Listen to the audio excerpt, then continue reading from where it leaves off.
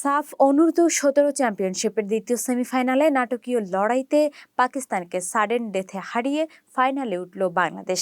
এর আগে সেমিফাইনালে নেপালকে 4-2 গোলে হারিয়ে ফাইনালের টিকিট বুক করে নেয় ভারত।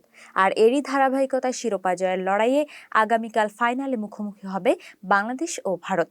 ভুটানের মাটিতে অনুষ্ঠিত আসরের সেমিফাইনালে গতকাল পাকিস্তানের বিপক্ষে মাঠে নেমে শুরু থেকে অগোছালোভাবে খেলতে থাকে বাংলাদেশ। নিজেদের ভুলে ম্যাচের 32 মিনিটে পিছিয়ে পড়ে তারা।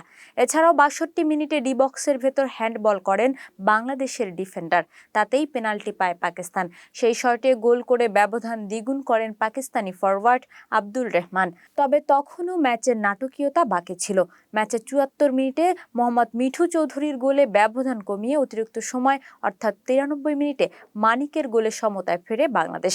অতিরিক্ত সময় না থাকায় ম্যাচ সরাসরি গড়ায় টাইব্রেকারে। সেখানে পাকিস্তানকে 7-8 ব্যবধানে হারিয়ে ফাইনাল নিশ্চিত করেন বাংলাদেশ টাইগার যুবারা।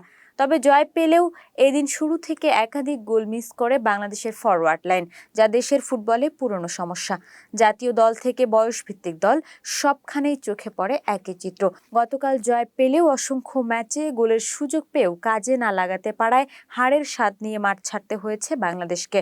তবে এসব বিষয়ে উদাসীন ফুটবল কর্তারা, নেই কোনো দৃশ্যমান পদক্ষেপ, যার কারণে পিছিয়ে পড়েছে বাংলাদেশের ফুটবল। ভক্ত সমর্থকরাও মুখ ফিরিয়ে নিচ্ছে। তবে দেশের ফুটবল ভক্তদের দাবি চিরচেনা রূপে ফিরুক দেশের ফুটবল, নিজেদের সামর্থ্যের প্রমাণ দিক বিশ্বমঞ্চে। ফাইনালেও ভারতের বিপক্ষে জয় ছিনিয়ে আনুক অনূর্ধ্ব-17 বাংলার টাইগাররা। উল্লেখ্য, এর আগে গেল আসরে অনূর্ধ্ব-16 চ্যাম্পিয়নশিপের ফাইনালে মুখোমুখি হয়েছিল বাংলাদেশ ও ভারত। সেবার বাংলাদেশকে হারিয়ে শিরোপা জিতেছিল ভারতীয়রা।